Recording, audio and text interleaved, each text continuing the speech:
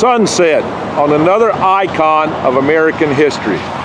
Hello, this is Greg Allison with Galactic Greg's coming to you from the remaining days of the Saturn 1B here at the Welcome Center on I-65 in Alabama. This is the Alabama Welcome Center. For 44 years, people coming to the state of Alabama has seen this at the Welcome Center. But this will be no more very soon, unfortunately, unless something dramatic is done. The plan has now been made to remove this Saturn 1 rocket. It's, like I said, stood here for 44 years. A lot of history has been erased lately. I watched them, they destroyed the Saturn 1B first stage. It was at the Marshall Space Flight Center recently. They have taken down building 4200, and now this great icon is on the verge of being no more. So what it's all about is repair, it's maintenance. They tell us they can't maintain this one, although I know there's others and older that are being maintained. They claim it's not safe. They claim that it's going to require a lot of work and a lot of money. Maybe it's worth it. So here's the details. NASA, this rocket is 168 foot tall, by the way. It has been a symbol of progress, of technology. It's been a proud testament to the state of Alabama, Huntsville, Alabama. Because a lot of people, when they think of Alabama, they don't think of space, they don't think of rockets, they think of a backward state. Yet Alabama has got one of the largest high-tech aerospace communities in the world. In fact, in Huntsville, Alabama, there's more engineers and more PhDs per capita than in any other city in the Western world. In the free world, let me put it that way. So this stands as a stark reminder of the capabilities of the community here in North Alabama. Now NASA announced that this Saturn 1B is to be taken down. Said the repair cost is prohibitive. Said it cannot withstand repair unless they spend over $7 million, and they're not sure even then that will work. So this rest area has been closed.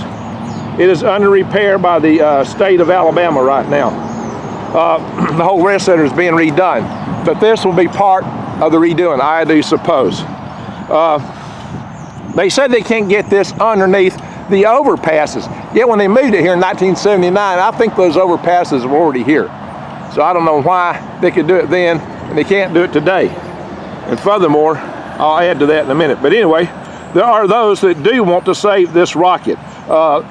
Alabama State Representative Andy Whitt, a Republican from Ardmore, he fought to save this, but he was convinced of the futility of that after meeting with NASA. Now, this rest stop, as I said, is closed under renovation by the Alabama Department of Transportation. The Alabama Tourism Department Director Lee Centel agreed with this whole notion of taking this down because of the expenses and so forth involved in trying to maintain it. So this rocket was donated to the state of Alabama by the U.S. Space and Rocket Center, which had it on loan to them from NASA. Apparently this rocket still belongs to NASA. Most of these rockets now like this belong to actually the Air and Space Museum in Washington, D.C., including a lot of stuff that's on display at the U.S. Space and Rocket Center in Huntsville, Alabama, which is actually a department of the state of Alabama. So it, just like the Department of Transportation and the State Tourism Department, they're all parts of the state of Alabama. And apparently this is actually still a NASA asset. So, yeah, this rocket was donated by the Space and Rocket Center to the state, or on loan, in 1979.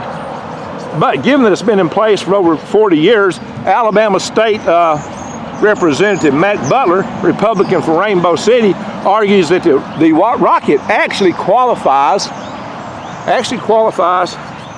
to be protected under the law of the state of Alabama. And that law is the Alabama Memorial Preservation Act of 2017, which he himself sponsored. So I guess he is familiar with that.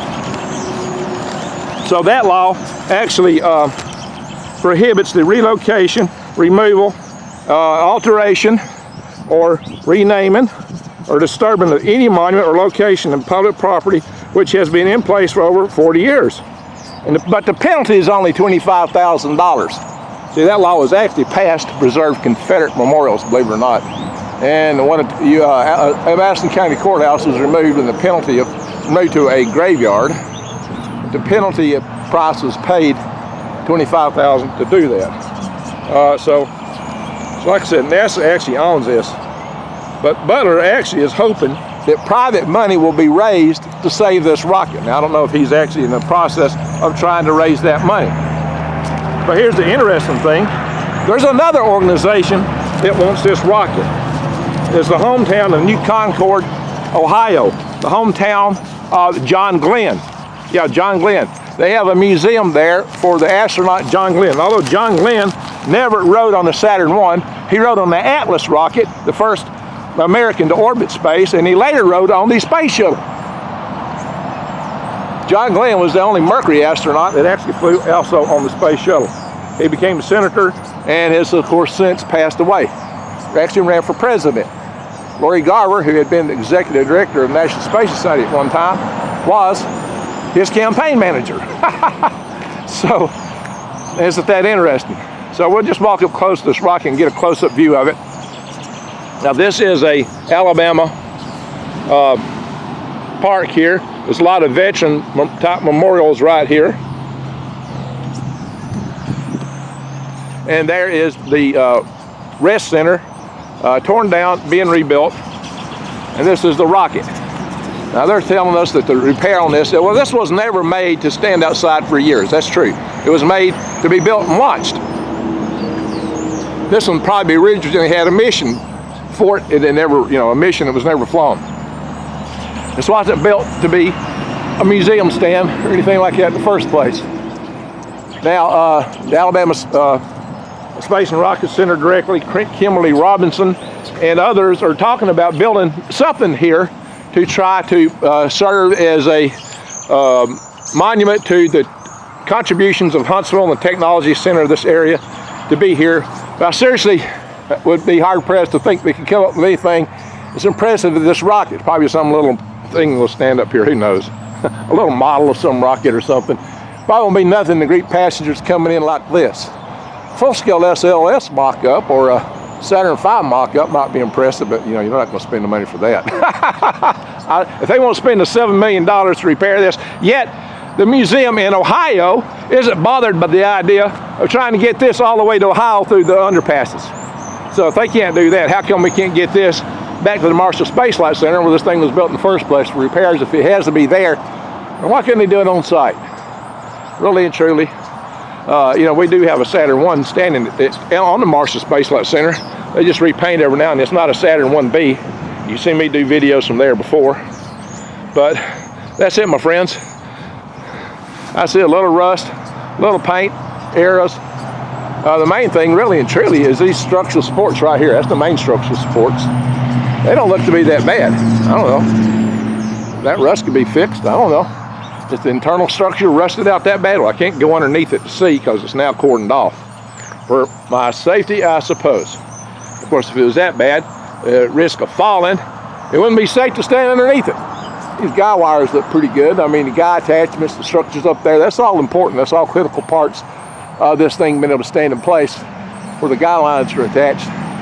That helps it maintain here against the wind loads. And these are against the static loads of the gravity. So, my friends, this sunset on a great icon of American history right here in the state of Alabama, the Saturn 1B. If you've come in Alabama and seen this before, you won't be seeing it too much longer.